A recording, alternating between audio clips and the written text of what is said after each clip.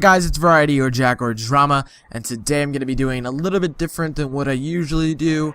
This time I'm going to be talking to you guys about how to make a completely free custom thumbnail for your guys' YouTube videos.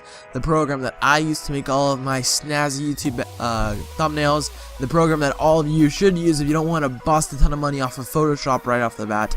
This is the program that I highly recommend. And it's definitely something that you all should download if you're interested in putting those custom thumbnails up, because they attract more viewers and they do wonders for your videos. So let's just start off. The program's called Gimp, and actually you can go access it. I'm going to go show you guys the website real quick. So you're going to open up your browser. I just go ahead and use Google Chrome here. So you're just going to search up Gimp, and gimp.org is going to come up. That's what I used to got it. So you want to click download. I'm not going to click it, but it gives you to the download page over here, and right here, if you speak English, you're gonna click here. If you want to download the package, download GIMP 2.814, and it's gonna give you the torrent list, and then obviously there's a ton of other languages down here. It's pretty simple, guys. It's really easy to get, so it shouldn't be too complicated. So once you get the program downloaded, this is what you should get when you open it. I usually just hit full screen, and this is what you're gonna have. I have my tools over here, and this is what you use to create your thumbnail. So the size for YouTube thumbnails over here, you're going to just hit new, and the size for YouTube thumbnails are going to be 1280 by 720. So 1280 by 720 pixels. You're just going to hit OK. So this is what you're going to come up with when you get, when you hit those. So this is what you're going to make your thumbnail size out of. So the next thing you want to do is you can either make a gradient on the actual, you can either make the gradient actually on here. So what you can do is you can take this gradient tool and you can come over here and you can just click something. So it doesn't really matter what you choose to click. I forget, there's this, I don't usually use this, but you can do radial or metallic, or I don't even know what you want to use, but you can use like sunrise, for example, and then you sort of like click here in the middle, or you go out to the side, and it just gives you like a gradient. There's one that's in here that I would recommend, and I'm actually forgetting the name of this. This is terrible. You'll see it generally in a lot of videos, and I feel bad for forgetting the name. If I do remember it, I'll put it as an annotation.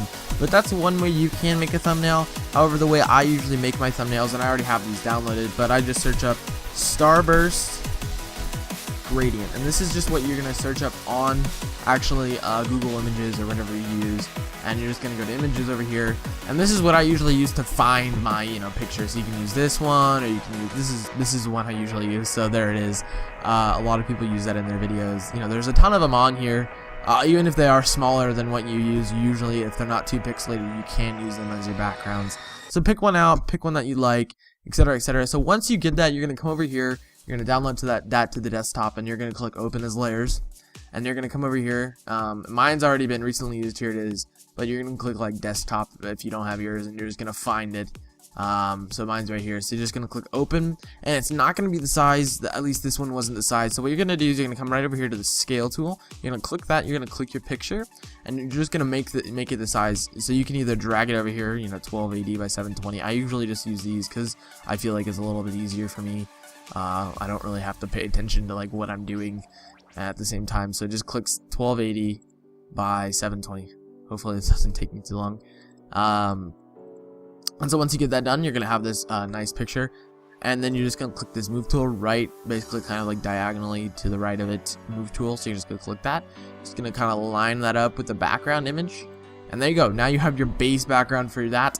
I'll basically show you what I use to make text. It's sort of cheap, but like I said, this is a completely free way to make your thumbnails. So I usually just search cool text, and I have it in my search history, but cooltext.com, and you hit enter. And this is what I use. It's really old, it's really simple, but I always use easy. So this is what I use, and it just gives you this base template. So if I was making a video, and excuse my typing, I type really slow, how to make free thumbnails. So how to make free thumbnails, this is what's going to come up. So you get this really nice, kind of like bubbly letter shape. I like to use that. I think it pops. Usually if it's like that, I'll put like a space, so I'll make it sort of like somewhat symmetrical, so it kind of fits a little bit better. So you'll get something like this, and since it's blue in my background, I probably don't want to have a blue text, so maybe I'll do something like light orange, like something like this. Let it load. So I really like that. So what you're gonna do is you're gonna hit create logo, and you're gonna download the image.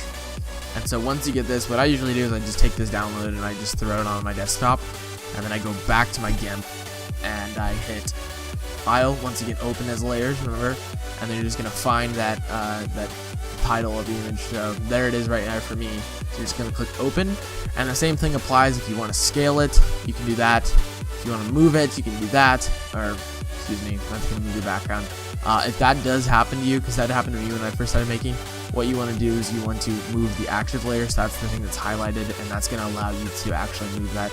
So what I usually do is I kind of center that up with this, and then what I'll do is I'll take the rotate tool, which is right over here. I click on that, and then I just sort of turn it just slightly. I think that gives it a little bit more pop to the actual title, so then I move that kind of back into the center, and then I usually throw like some sort of image onto there, which the same thing applies. You just go back to your Google Images and you search up, you know, I don't know, maybe you search up microphone. I usually use emojis like from the iPhone, so microphone emoji, and you do something like this and it searches up and you get this. I use this in my commentary, how to make better commentary videos, but this is just an example. The same thing applies.